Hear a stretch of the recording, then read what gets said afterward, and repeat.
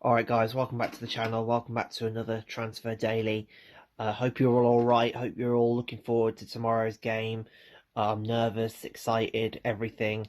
Um, just hoping we can finally get across the line. Now, barring all the hype regarding that game, there has been some transfer news, some of it pretty major to be honest. And it's the end of the long-running saga between us and Nathan Ferguson.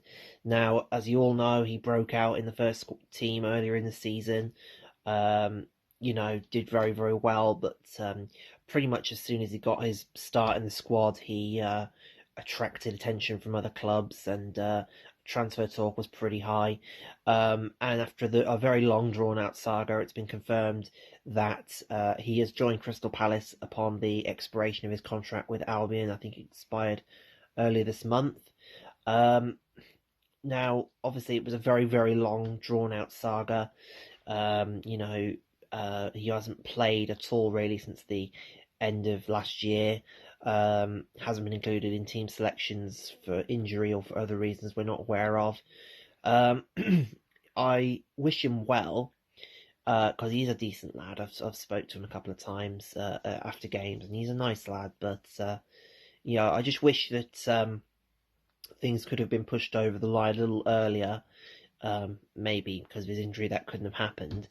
And we haven't received much money for him, just a compensation fee. But I wish him well. He's a new part in his career. He's Albion born and bred, so although his exit wasn't exactly, the best way he could have gone, I wish him well, and I hope he does okay over at Crystal Palace. Now, the only other bit of news that we're aware of at the minute is the news regarding the Huddersfield striker Karlan Grant, who, as I mentioned before, his goals have probably saved the Terriers from relegation this season. Now, there's been rumours that he's been linked with a whole number of Championship clubs. I've heard rumours Aston Villa are interested in him if they're relegated. Norwich, I think I've heard somewhere.